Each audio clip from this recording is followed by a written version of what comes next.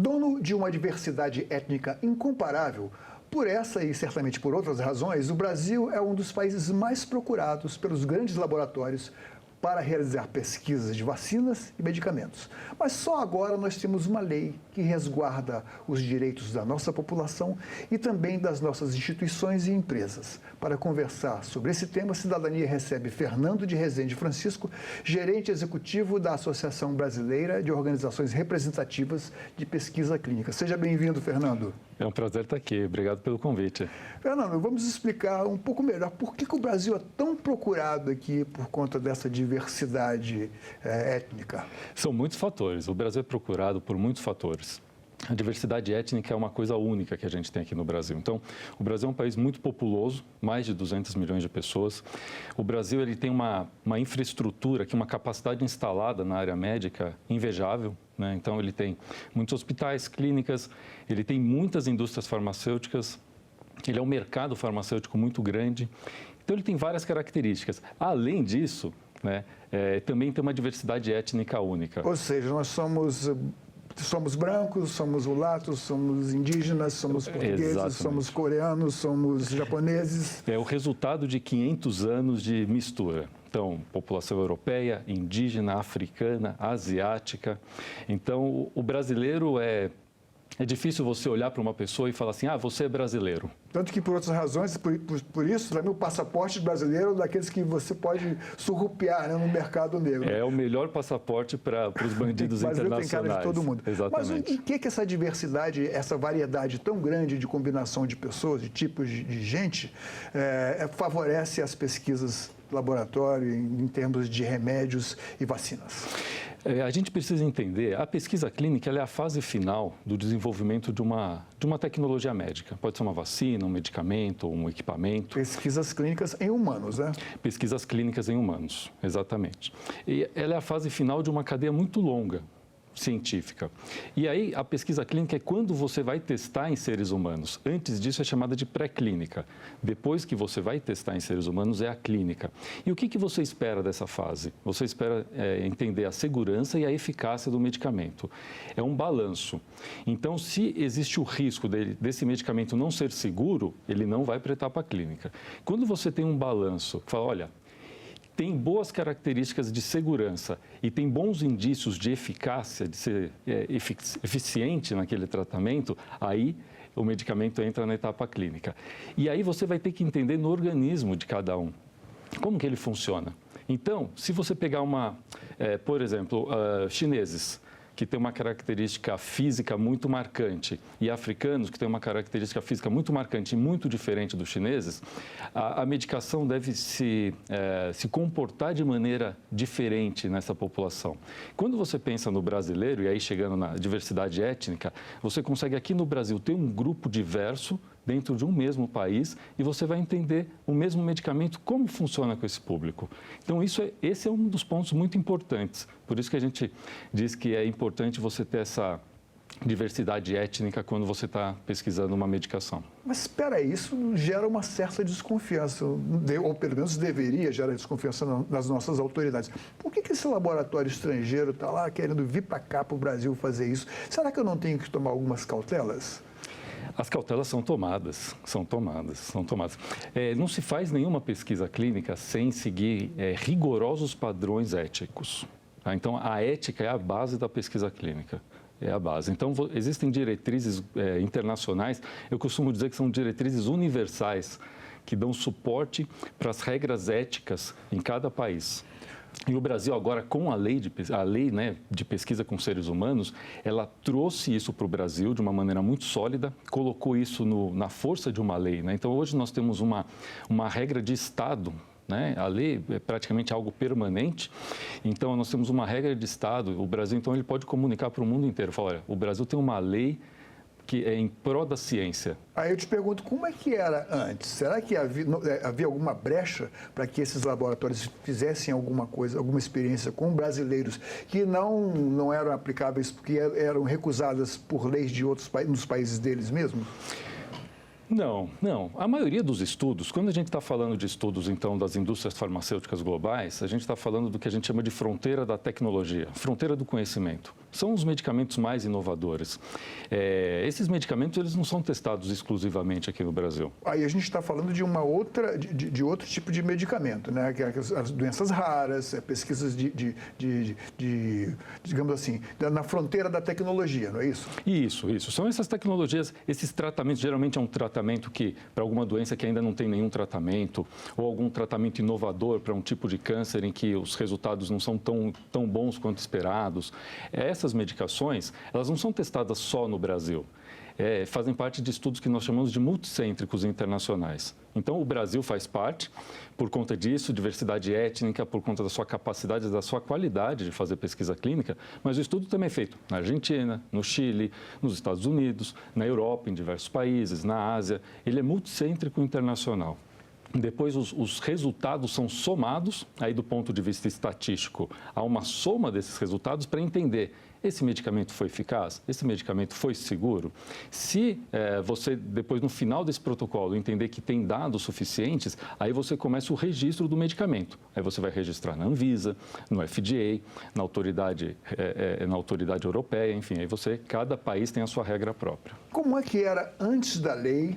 E o que mudou em termos de segurança para os cidadãos brasileiros que são objeto dessas pesquisas e dos nossos laboratórios e tal, enfim, nossa reserva também tecnológica, que nosso conteúdo, o que a gente da nossa ciência. O que mudou antes e agora com essa lei? Mudou muita coisa, mas assim, indo direto ao ponto, em alguns pontos principais, a gente fazia pesquisa ética.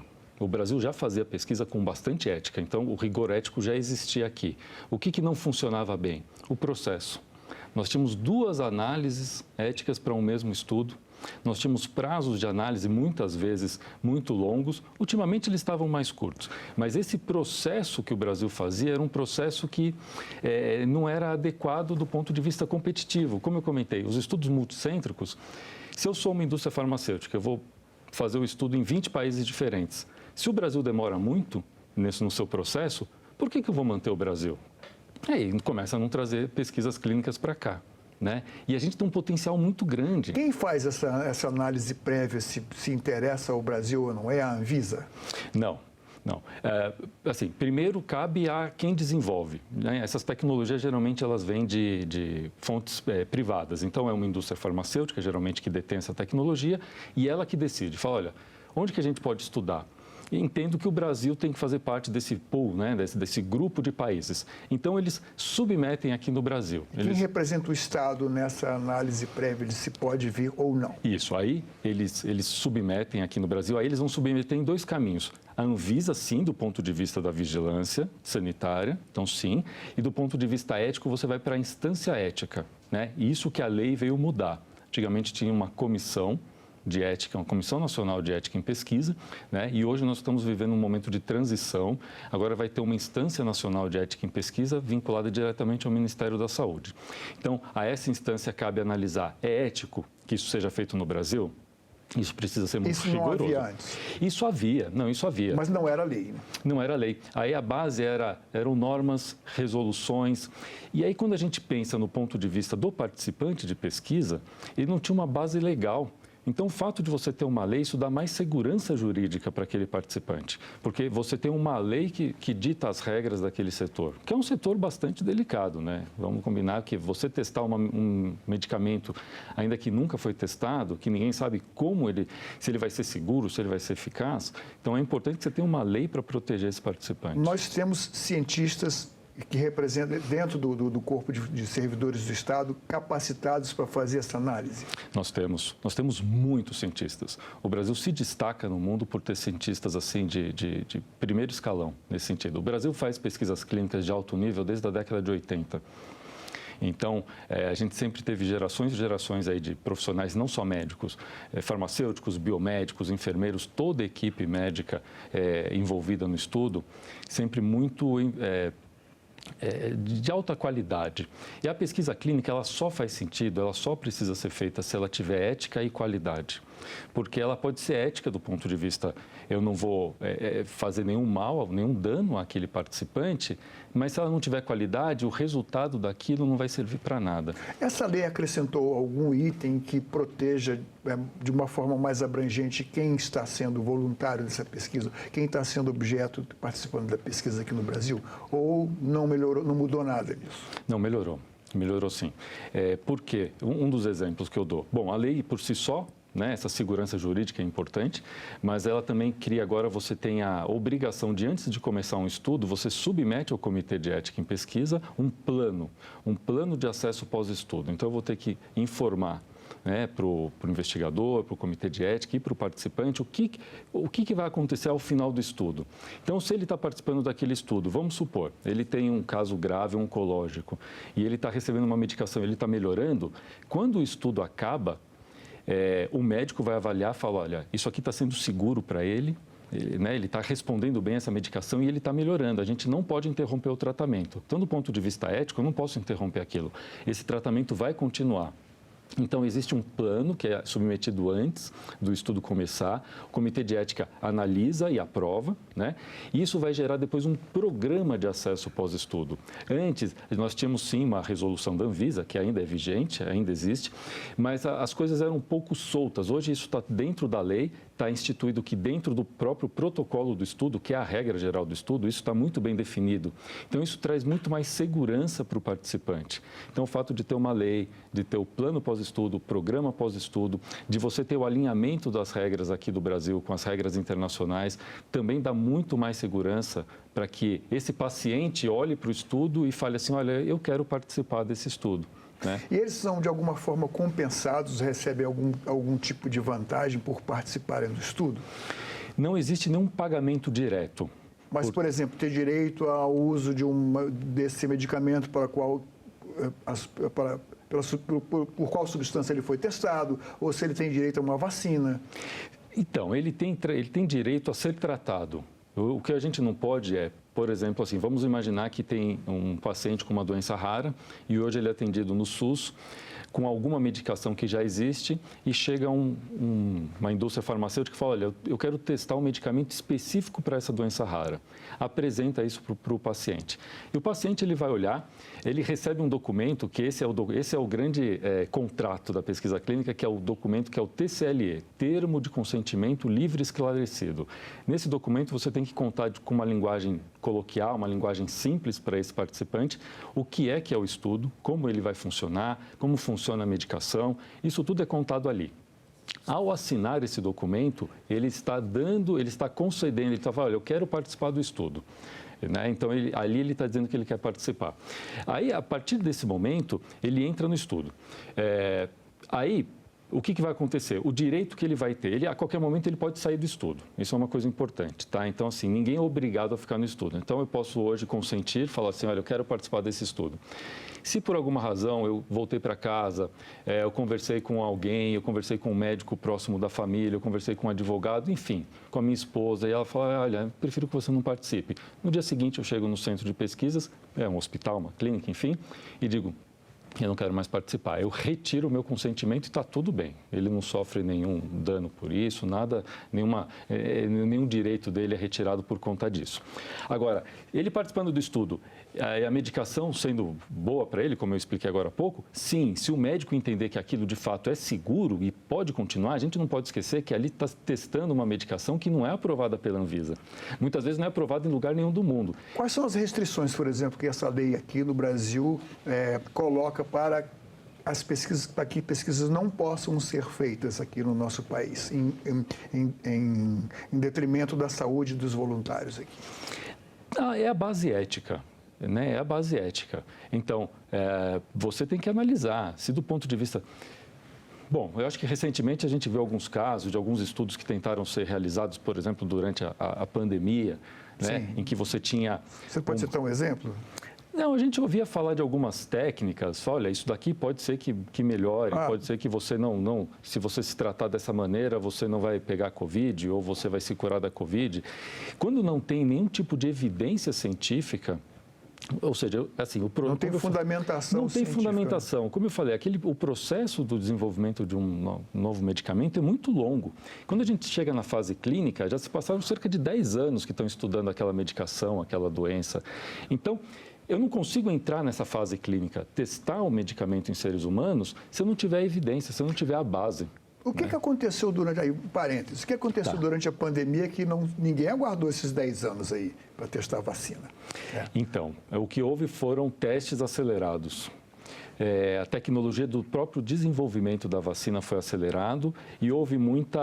A questão do RNA mensageiro já tinha sido tentado em outras viroses, né? Isso. Então, já tinha uma base tecnológica, ela não foi desenvolvida do zero. Né? O que se pegou era aquilo que estava mais pronto e investiu muito. Então, nós tivemos mais mentes brilhantes trabalhando no mesmo problema para tentar desenvolver algo de uma forma mais célere. Então, a pandemia ela concentrou esforços numa determinada doença. Então, é uma coisa que a gente vê muito na área de pesquisa clínica, que durante a pandemia nós tivemos muitos estudos voltados à Covid, e as análises eram feitas de uma forma muito rápida para se começar os estudos, mas em detrimento de outras áreas. Então, a área, quando a gente conversa com investigadores, né, médicos investigadores de outras áreas, eles dizem, nossa, a pandemia ficou um buraco de desenvolvimento da minha área, da cardiologia, de outras áreas. Né, porque não se pesquisava nada naquela época. Agora, voltando aqui para a nossa lei aqui, os autores dessa lei argumentaram que a sanção dessa lei, que ela entrando em vigor, a pesquisa de doenças raras poder ser beneficiada. Isso é positivo? Em que caso você pode argumentar? Na verdade, a área de doenças raras hoje, conforme a aprovação da lei, com o veto de uma parte da lei, ela foi bastante prejudicada.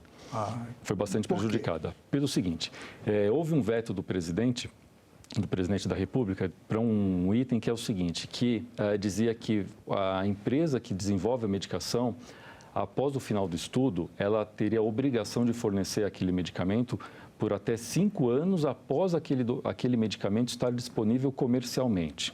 Vou traduzir. Na prática, desde que finaliza o estudo, a empresa teria que fornecer esse medicamento para os participantes por cerca de 10 anos, de 8 a 10 anos, que é o prazo todo para finalizar o estudo, submissão regulatória, aprovação do produto, até comercialização. E você acha que isso não teria razão para ser dessa maneira?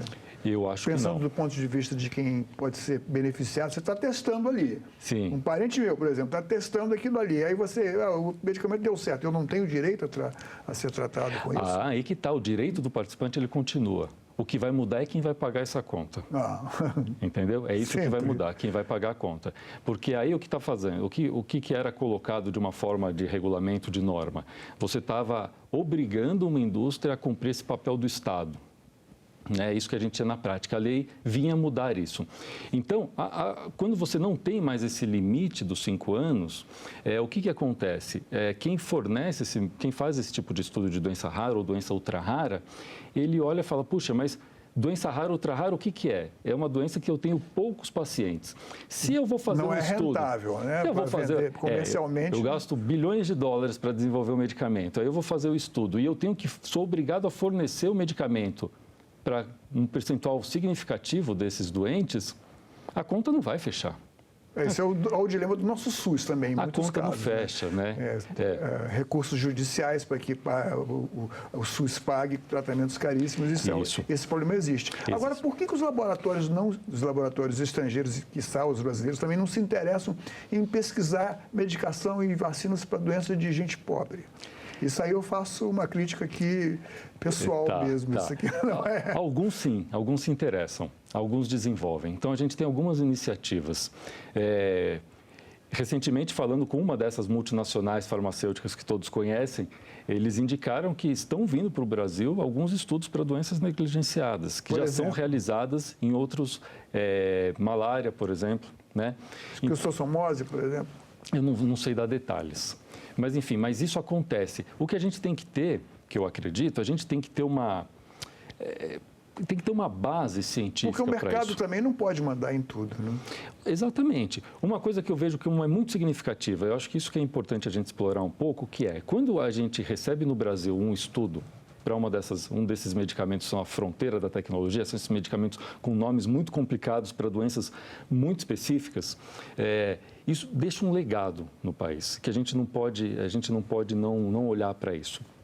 Nós temos profissionais da saúde que são muito bem treinados, eles têm que estudar determinadas doenças com muito afinco para poder participar desse tipo de estudo.